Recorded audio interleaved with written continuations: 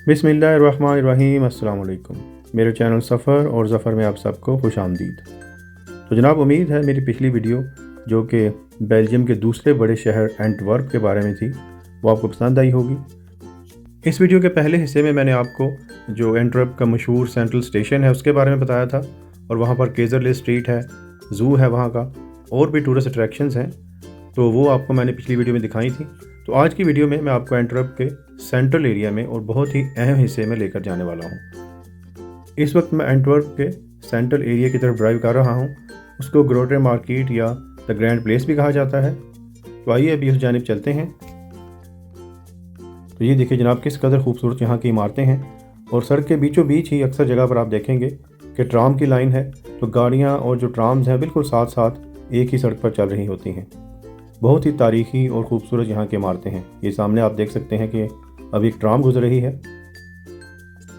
ग्रोटे market को Antwerp शहर का सेंटर तस्वर किया जाता है, और वहीं पर एंटवर्प शहर का तारीखी सिटी हॉल वाक़या है। इसके अलावा भी वहाँ पर बेशुमार तारीखी इमारतें हैं, इर्द गिर्द बाज़ार हैं, और वहीं पर सिटी हॉल के बिल्कुल सामने एक बहुत ही मशहूर फव्वारा है जिसका नाम है ब्रेबो फाउंटेन। और ब्रेबो फाउंटेन से जुड़ी एक बहुत ही दिलचस्प दियोमालाई कहानी है, तो उसके बारे में आपको आगे चलकर बताऊंगा। तो साथ रहिएगा और वीडियो को एंड तक देखिएगा। और जिन व्यूअर्स ने मेरा चैनल अब तक सब्सक्राइब नहीं किया तो प्लीज़ चैनल को सब्सक्राइब भी कर दें।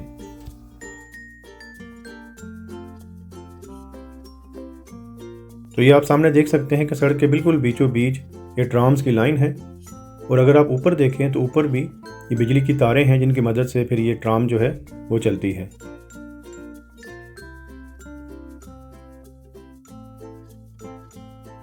ये आप देख सकते हैं कि बिल्कुल हमारे पास से अभी ये ट्राम गुजरी है।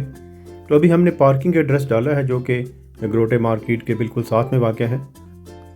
अच्छा, एक और बात मैं आपको बताता चलूँ कि अगर आप गाड़ी पर यहाँ पर आ रहे हैं तो ये जो एंटवर्प का शहर है और इसका जो सेंट्रल एरिया है, यहाँ पर लो एमिशन जोन है। तो यहाँ पर वही गाड़ियाँ आ सकती हैं जिनका जो एमिशन है वो लो हो। तो इसके लिए आपको चेक करना पड़ेगा कि अगर आपकी गाड़ी ज़्यादा पुरानी है, डीजल है, तो उसकी कैटेगरीज़ हैं, तो उनकी वेबसाइट से आप चेक कर सकते हैं। तो अगर आपकी गाड़ी जो है वो लो एमिशन वाली गाड़ी नहीं है तो फिर यहाँ पर आपको कुछ पे करना पड़ता है। लेकिन उसके लिए ज़रूरी है कि पहले से आप यहाँ पर आने से पहले ही आप रजिस्टर करवा लें, अपनी गाड़ी की नंबर प्लेट वगैरह डाल दें, क्योंकि बाद में फिर आपको काफ़ी भारी जो है इसका फ़ाइन अदा करना पड़ेगा। पता नहीं हमने जो पार्किंग का एड्रेस डाला है वो करेक्ट है कि नहीं, क्योंकि बिल्कुल हमें ये तंग तंग सी गलियों में लेकर आ गया है, और यहाँ पर मज़ीद कोई गाड़ियाँ भी अभी दिखाई नहीं दे रही। तो यही ख़तरा है कि कहीं हम ऐसे एरिया में ना आ गए हों जो कि गाड़ियों के लिए ममनू हो, क्योंकि इस बात का भी ध्यान रखना पड़ता है।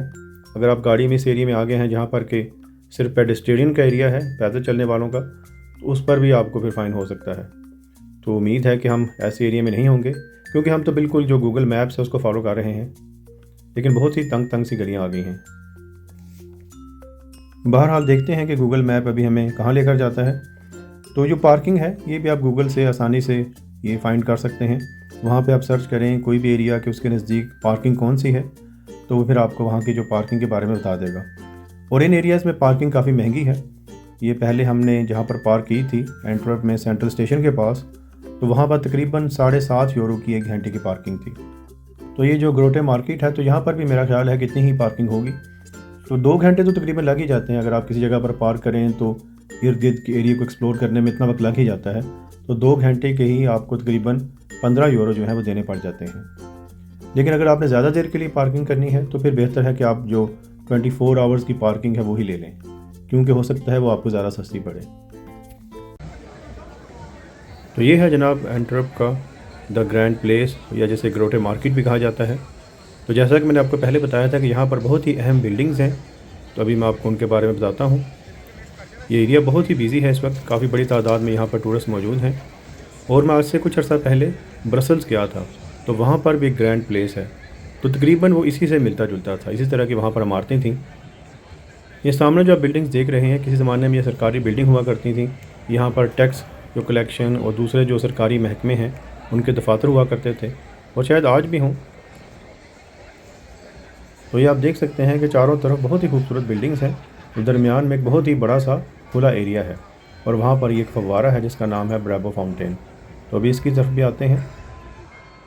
तो बहुत ही ज़्यादा रौनक है इस वक्त यहाँ पर। आपको ये जो क्लॉक है उसकी घंटियों की आवाज़ भी सुनाई दे रही होगी।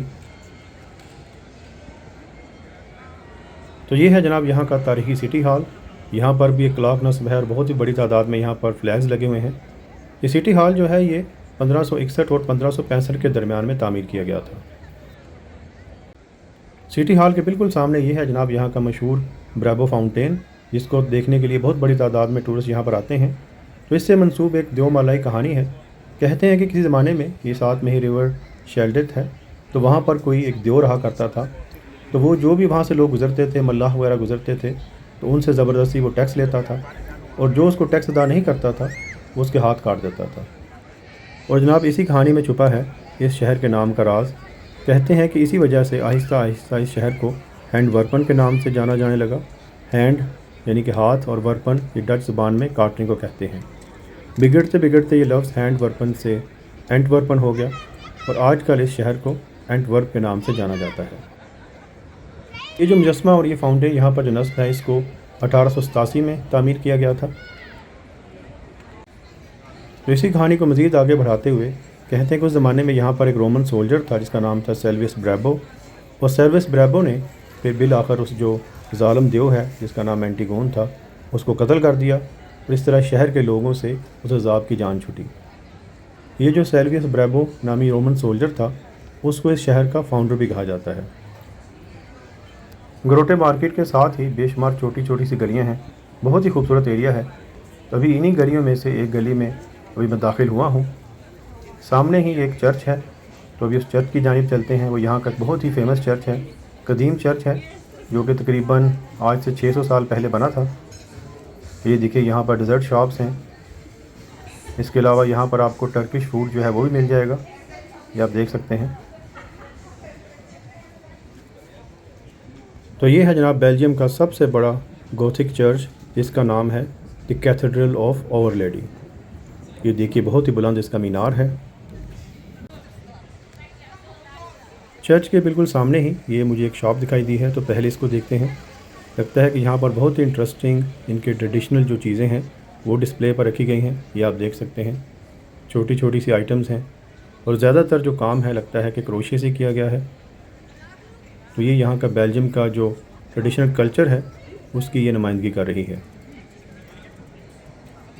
और ये है सामने जनाब the cathedral of our lady.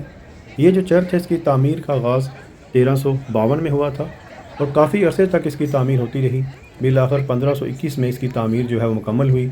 इसमें तकरीबन 25,000 लोग जो हैं वो समा सकते हैं।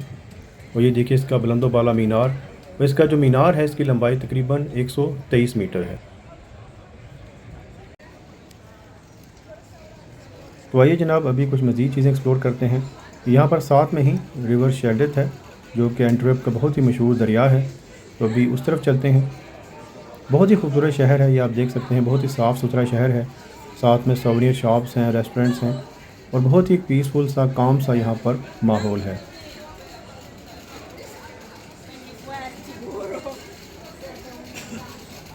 यहाँ पर कई एक म्यूज़ियम्स भी हैं, उनको भी आप देख सकते हैं। तो इसके अलावा यहाँ पर ये आप चर्च जो है इसके अंदर जाकर भी इसको विज़िट कर सकते हैं।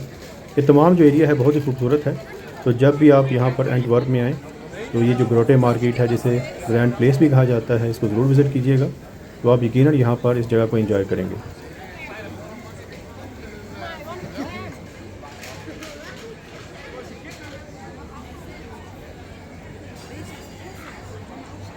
तो अभी मैं चलते चलते बिल्कुल वहीं पर आ गया हूँ जहाँ से ग्रोटे मार्केट बिल्कुल साथ में ही है। तो ये जो रास्ता है ये सीधा शेल्डेथ रिवर की तरफ जाता है। तो अभी उस तरफ चलते हैं और रास्ते में बेशुमार तारीखी इमारतें हैं, उनको भी देखते हैं। तो ये आप देख सकते हैं दाएं तरफ वही सिटी हॉल है जहाँ पर के ग्रोटे मार्केट और पूरा जो ग्रैंड प्लेस है वाक़ है।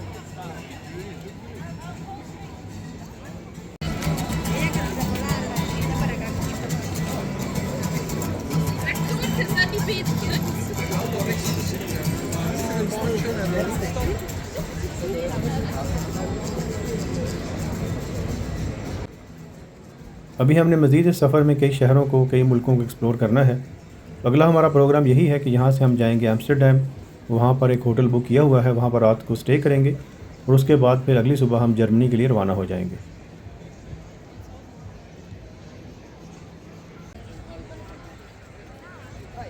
ये सामने शायद किसी म्यूज़ियम की या थिएटर वगैरह की इमारत है। तो इस जगह पर काफ़ी ज़्यादा म्यूज़ियम्स वगैरह हैं और ख़ास तौर पर यहाँ पर एक डायमंड म्यूज़ियम है, डायमंड और ज्वेलरी म्यूज़ियम। तो जैसा कि मैंने आपको पहले पिछली वीडियो में बताया था कि एंटवर्प का जो शहर है, ये डायमंड की ट्रेड में इसको दुनिया में एक अहम मुकाम हासिल है। तो यहाँ पर एक डायमंड म्यूज़ियम भी है, तो अगर आप उसको विज़िट करना चाहें तो उसको भी विज़िट कर सकते हैं। तो चलते चलते अभी मैं रिवर शेल्डर्ट के बिल्कुल पास पहुँच गया हूँ। ये सड़क है और इसकी दूसरी तरफ रिवर शेल्डर्ट है और ग्रोटे मार्केट से यहाँ पहुँचने में तकरीबन मुझे 10 मिनट लगे होंगे। तो ये है जनाब एंटवर्प का मशहूर रिवर शेल्डर्ट। तो ये तकरीबन 435 किलोमीटर लंबा दरिया है जो कि फ़्रांस, बेल्जियम और नीदरलैंड के कुछ हिस्सों से भी गुजरता है और बाद में ये नॉर्थ सी में जाकर शामिल हो जाता है। रिवर शेल्डर्ट में फेरी सर्विस भी है, तो अगर आप फेरी की सैर करना चाहें तो यहाँ पर कर सकते हैं। बिल्कुल साथ में ही ये जो रिवर शेल्डर्ट है, इसके किनारे पर ये एक पुराने ज़माने का किला वाक़या है। तो आइए अभी उस तरफ चलते हैं। तो बिल्कुल दरिया के ऊपर ये वाली जगह वाक़या है, ये किला, और साथ में आप देखिए बहुत ही खूबसूरत सी रोड है। अगर आप यहाँ पर वॉक भी करना चाहें तो आप इन तमाम व्यूज़ को एंजॉय करेंगे। बहुत ही अच्छी जगह है। और साइकिल्स आप देखें, आपको हर तरफ साइकिल्स ही साइकिल्स नज़र आएंगे। तो ये देखिए जनाब, यहाँ पर इस किले के बारे में जिसका नाम है हेडस्टीन, उसकी तारीख़, उसकी डिटेल्स जो हैं वो दर्ज हैं। तो इसको आप अंदर से भी देख सकते हैं, टिकट वगैरह इसकी आपको लेनी पड़ेगी। तो अभी चलते हैं किले की तरफ। एंटवर्प की पोर्ट का शुमार यूरोप की बड़ी पोर्ट्स में होता है और जैसा कि मैंने आपको बताया कि ये जो रिवर शेल्डर्ट है, ये बिल आखिर जाकर नॉर्थ सी में शामिल हो जाता है। तो ये तजारती सरगर्मियों का एक अहम मरकज़ है। तो इसी वजह से यहाँ पर किसी ज़माने में दीवार हुआ करती थी पुराने शहर की, और कहते हैं कि बहुत बड़ा सा यहाँ पर एक किला था जो कि फिर 19वीं सदी में तबाह बर्बाद हो गया। लेकिन ये इसका एक हिस्सा जो है ये अभी बचा है, जिसका नाम है हेडस्टीन। ये जो किला है इसको 13वीं सदी ईस्वी में तामीर किया गया था और यहाँ पर क्योंकि अहम बंदरगाह थी, उसकी हिफाजत के नुक्ता नज़र से भी इसको बनाया गया था। तो अभी इसका थोड़ा सा हिस्सा ही बाकी बचा है, लेकिन बहुत अच्छी तरह से इसको महफूज किया गया है। यह आप देखिए, बहुत ही खूबसूरत और तारीख़ी नोयत की इसकी इमारत है। जिस तरह के अक्सर आपने फ़िल्मों में और इंग्लिश फ़िल्मों में जो तारीख़ी फ़िल्में होती हैं वहाँ पर किले देखे होंगे, तो उसी तरह का बिल्कुल ये किला है। तो किले के साथ एक रेस्टोरेंट भी है, तो उसमें भी आप जा सकते हैं। वहाँ से बहुत खूबसूरत व्यूज़ हैं रिवर शेल्डर्ट के, और साथ में एक बालकनी सी है, तो यहाँ से आप पूरे रिवर का जो व्यू है वो देख सकते हैं। ये आप देखिए, बहुत ही खूबसूरत यहाँ से रिवर शेल्डर्ट के व्यूज़ हैं। और आप देखिए कि फेरीज़ वगैरह वो भी रिवर में इस वक्त चल रही हैं, तो अगर आप फेरी की सैर करना चाहें तो वो भी आप कर सकते हैं। हेडस्टीन की तरफ से जो कि किला था, तो वहाँ से अभी मैं सड़क पार करके दोबारा उस तरफ आ गया हूँ जहाँ से रास्ता अभी ग्रोटे मार्केट की तरफ जाता है, और वहीं पर हमने अपनी गाड़ी पार्क की हुई है। ये सामने जो बहुत ही खूबसूरत सी इमारत है, तो ये यहाँ का एक बहुत ही तारीख़ी म्यूज़ियम है। तो यहाँ पर कहते हैं कि यहाँ पर आर्ट, कल्चर, यहाँ का जो म्यूज़िक है उससे मुतल्लिका यहाँ पर चीज़ें हैं। यहाँ से बहुत ही खूबसूरत सा एक पुराने तर्ज का रास्ता जो है वो ऊपर की तरफ जा रहा है। ये सीढ़ियाँ हैं और ये रास्ता जो है बिल्कुल अभी मुझे ग्रोटे मार्केट की तरफ लेकर जाएगा, और इस रास्ते के बाएं तरफ आप म्यूज़ियम की तारीख़ी इमारत देख सकते हैं। ये देखिए जनाब, यहाँ की बहुत ही खूबसूरत सी कोई तारीख़ी इमारत है।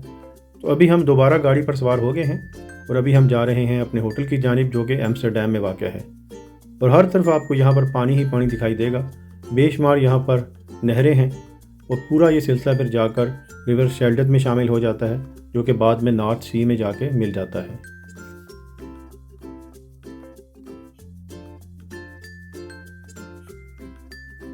ये दाएं तरफ भी बहुत ही मुनफरद सी इमारत है। मैंने पिक्चर्स में इसको पहले देखा हुआ है। तो ये आप देखिए, हर तरफ क्रेन्स वगैरह हैं, कंटेनर उठाने वाले जो इंस्ट्रूमेंट होते हैं वो हैं। तो इससे आपको अंदाज़ा होगा कि ये जो एंटवर्प की पोर्ट है, इसका शुमार यूरोप की बड़ी पोर्ट्स में क्यों होता है। इस जगह पर सिग्नल पर मैंने गाड़ी को रोका, तो पहले तो मुझे अंदाज़ा नहीं हुआ, लेकिन बाद में मुझे पता चला कि यहाँ पर कोई ब्रिज है जो कि अभी खुला हुआ है। शायद किसी फेरी ने या किसी बोट ने यहाँ से गुजरना हो। अभी आप देख सकते हैं कि आहिस्ता आहिस्ता ये ब्रिज जो है अभी बंद हो रहा है। साथ में ये साइकिल वाला भी खड़ा है, तो ये भी इसी इंतज़ार में है कि ये जो ब्रिज है ये बंद हो जाए, सिग्नल खुले और फिर वो यहाँ से ब्रिज के ऊपर से इसको क्रॉस करे। लंदन में जो टावर ब्रिज है, तो वहाँ पर भी इसी तरह की सूरत हाल होती है। तो मुझे एक इंटरेस्टिंग चीज़ यहाँ पर दिखाई दी, मैंने सोचा आपके साथ भी इसको शेयर कर लूँ। तो उम्मीद है मेरी ये वीडियो आपको पसंद आई होगी। तो जिन व्यूअर्स ने मेरा चैनल अब तक सब्सक्राइब नहीं किया, तो प्लीज़ चैनल को सब्सक्राइब कर दें। अगली वीडियो तक के लिए खुदा हाफिज़। अस्सलामु अलैकुम।